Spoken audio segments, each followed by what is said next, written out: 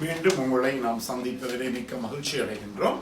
நான் இலங்கையில் இருந்து பதுளை போதனா வைத்தியசாலையில் இருந்து வைத்தியர் கிருஷான் வேதநாயகம். நாங்கள் பார்த்து கொண்டிருக்கின்ற விடயம் ஆண்களுக்கும் பெண்களுக்கும் இடையிலே ஏற்படுகின்ற பாலியல் சம்பந்தப்பட்ட பிரச்சனைகள், அவற்றுக்குரிய தீர்வுகளை பற்றி பார்த்து கொண்டிருக்கின்றோம். எனவே உங்களுக்கு இந்த நிகழ்ச்சி பிடித்திருந்தால் மறக்காமல் மற்றவர்களுக்கு அறிமுகப்படுத்துங்கள். இதை யூடியூப்ல பார்ப்பவர்கள் லைக் பண்ணுங்கள், ஷேர் பண்ணுங்கள், அல்லது மணி சின்னத்தை பெல் சைனி அமர்த்தி சப்ஸ்கிரைப் பண்ணுங்கள். டிக்டாக்லையும் இன்ஸ்டாகிராம்லையும் பார்ப்பவர்கள் மறக்காமல் ஃபாலோ பண்ணுங்கள். எனவே வெளியூர் நண்பர்கள் என்னுடன் தொடர்பு கொள்ள விரும்பினால் வாட்ஸ்அப்பின் ஊடாக 009477356262 மூலம் தொடர்பு கொள்ள முடியும். உள்ளூர் நண்பர்கள் 0777356245 மூலம் தொடர்பு கொள்ள முடியும். ஒரு பழைய கதையொன்றையும் நான் உங்களுக்கு சொல்ல விரும்புகிறேன். ஒரு 20-30 வருடங்களுக்கு 20 வருடம் என்று எடுத்துக்கொள்ளலாம். 20 வருடங்களுக்கு முதல் இந்த HIV அல்லது எய்ட்ஸ் நோயினாலே பாதிக்கப்பட்டவர்களுடைய வயசை நாங்கள் எடுத்து பார்த்த போது கூடுதலாக இந்த 50-60 வயசுக்கு மேற்பட்டவர்களாகத்தான் ஒரு 20 வருடங்களுக்கு முதல் இருந்தார்கள். ஆனால் இப்போது எங்களுடைய நாட்டை பொறுத்த மட்டிலே, இலங்கையை பொறுத்த மட்டிலே 20 வயசுக்கு 30 வயசுக்கு இடைப்பட்டவர்கள் தான் 175% நோயாளிகள் இருக்கிறார்கள்.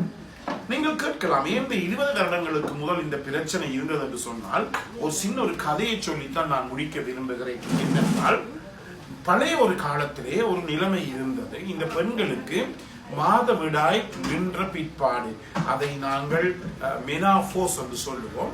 இந்த மெனாபோஸ் அல்லது மாதவிடாய் சக்கரம் நின்ற பிற்பாடு பெண்களுக்கு இந்த பாலியல் ரீதியிலே அவ்வளவு ஈடுபாடு கிடையாது.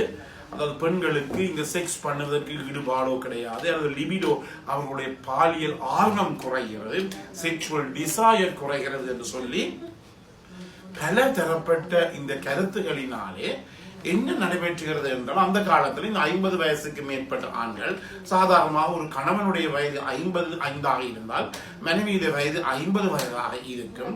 எனவே 50 வயதாக இருக்கின்ற போது அவருடைய இந்த மாதவிடாய் மாதம் ஏற்படுகின்ற பீரியட்ஸ், தீட்டு, மாதவிடாய் நின்றுவிடும். அவர் மெனாபோஸுக்கு போய் விடுவார். அதன் பிற்பாடு அந்த கணவர் தானாகவே ஒரு நிலைமையை உருவாக்கி கொள்வார். என்னுடைய மனைவியுடன் நான் தொடர்பினை வைத்துக் கொள்ள முடியாது.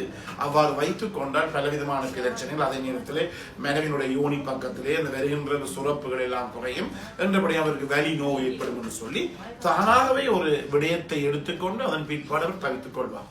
எனவே மனைவியுடன் தான் அவர் பாலியல் உறவை வைப்பதை தவித்துக் கொள்வாரே தவிர அந்த ஆணினோட உடலில் இருக்கிற டெஸ்டஸ்டரோன் வேலை செய்து கொண்டு தான் இருக்கும். அதே நேரத்தில் அவருக்கு பாலியல் ஆர்வம், லிபிடோ அல்லது செக்ஷுவல் டிசையர், பாலியல் ஆர்வம் எல்லாம் கூடுதலாகத்தான் இருக்கும்.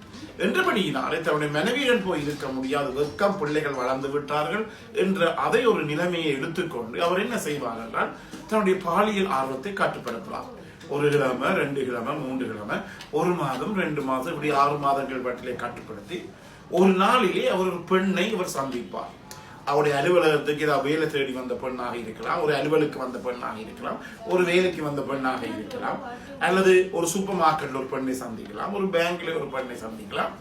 அவருடைய உடலிலே அந்த அதாவது இன்னும் அந்த பாலியல் தொடர்புகளை வைத்துக் கொள்ள வேண்டும் என்ற ஆர்வம் இன்னும் தீயாக கிளம்பி கொண்டிருக்கிறது, பற்றி கொண்டிருக்கிறது.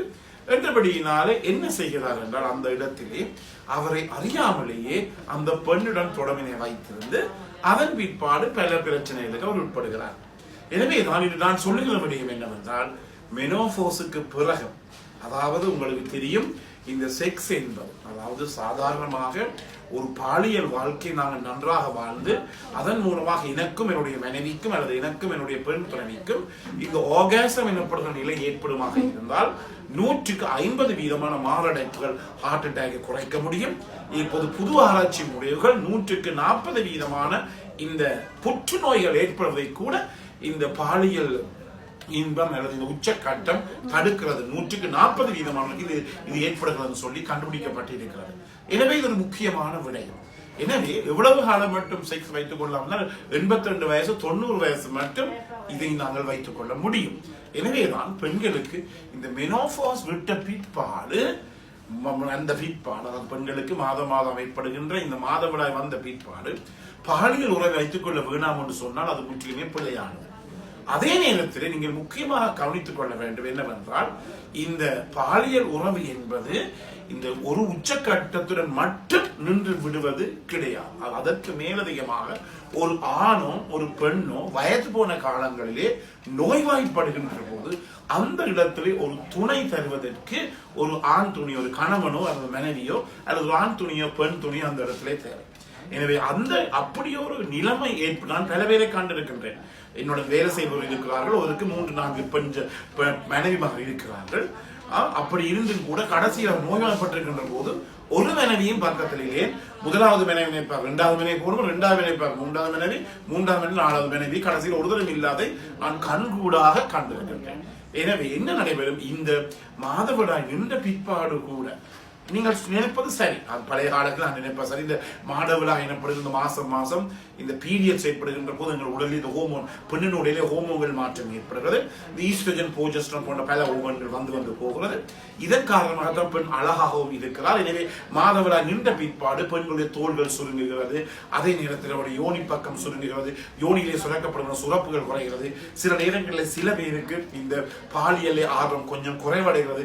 எல்லாம் ஏற்படும் தான். ஆனால் இதை ஆண்களாகிய நீங்கள் என்ன செய்ய வேண்டும், மேற்கொண்டு உங்களுடைய மனைவியை, அவர் வயசுக்கு வந்தவர் என்றாலும் பரவாயில்லை, எப்போதுமே உச்சக்கட்டம் அடைவதை பார்த்துக் கொள்ள வேண்டும். அப்போதுதான் உங்களுக்கு அவர் ஒரு சப்போர்ட்டாக, ஒரு உறுதுணையாக இருப்பார். அதே நேரத்தில் நீங்கள் நோய்வாய்ப்பட்டு இருக்கின்ற போது அந்த இடத்திலே அவர் வந்து உங்களுக்கு உதவி செய்யலாம். எனவே நீங்கள் அந்த செக்ஸுடன் மட்டும் இதை நாங்கள் கட்டுப்படுத்திக் கொள்ள முடியாது, மட்டுப்படுத்த முடியாது.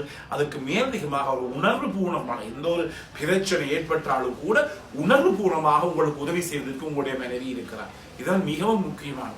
நாங்கள் கூட ஏதாவது வைத்தியசாலையில் பிரச்சனை ஏற்பட்டவுடன் எங்கள் மனைவியிடம் கலைக்கிறோம். கலைக்கின்ற போது திட்டவட்டமான ஒரு முடிவை எங்களுக்கு அவர் தெரிவிக்கின்றார். எனவே இப்படி ஒரு பிசிக்கல் சப்போர்ட், மென்டல் சப்போர்ட், அதாவது மன ரீதியாகவும் ஒரு உறவு, உடல் ரீதியான உறவு எங்களுக்கு ஏற்படுகின்ற போதுதான் இதை நாங்கள் ஒழுங்காக பேணி பராமரிக்க முடியும்.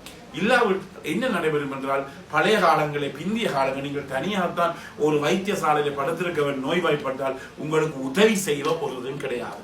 எனவே முக்கியமாக ஆண்கள் கவனித்துக் கொள்ளுங்கள், இந்த மாதவிடாய் நின்ற பிற்பாடு பெண்கள் இன்னும் அன்பையும் ஆதரவையும் கூட எதிர்பார்க்கிறார்கள். கவனித்துக் கொள்ளுங்கள். கூட 20 வயசு வருகின்ற போது நான் சொல்லுவோம் யங் பிளட் அல்லது ஹாட் பிளட் என்று சொல்லுவோம். அதாவது இளமையான ரத்தம், சூடான ரத்தம். அப்போது ஒன்றும் தெரியாது. ஆனால் நோய்வாய்ப்பட்டு கடைசியிலே அவருடைய பீரியட்ஸ் நின்ற பிற்பாடு மன ரீதியிலே பல பேர் பாதிக்கப்படுகிறார். இதன் காரணத்தான் அவர் பலதரப்பட்ட ஹோமோன் மாத்திரைகள் எடுக்கிறார்கள். ஆனால் இந்த ஹோமோன் மாத்திரைகள் சில நேரங்களில் பெண்களுக்கு புற்றுநோயை, மார்பு புற்றுநோயை, பிரெஸ்ட் கேன்சரை கூட ஏற்படுத்துகின்ற ஒரு நிலைமை ஏற்படுகிறது. எனவே நான் பெண்களுக்கு மேல் மாதவிடாய் நின்ற பிற்பாடு உங்களுடைய அன்பு, ஆதரவும், உங்களுடைய செக்ஸ் மிக மிக அவசியம். சில நேரங்களில் கொஞ்சம் அப்படி இப்படி என்று இருந்தால் நீங்கள் கதைத்து பேசி அதை தீர்த்து கொள்ளக்கூடியதாக இருக்கும். எனவே இதை கட்டாயமாக கவனித்துக் கொள்ளுங்கள். எனவே மீண்டும் உங்களை அடுத்த நிகழ்ச்சியில சந்திக்கும் வரை நன்றி, வணக்கம்.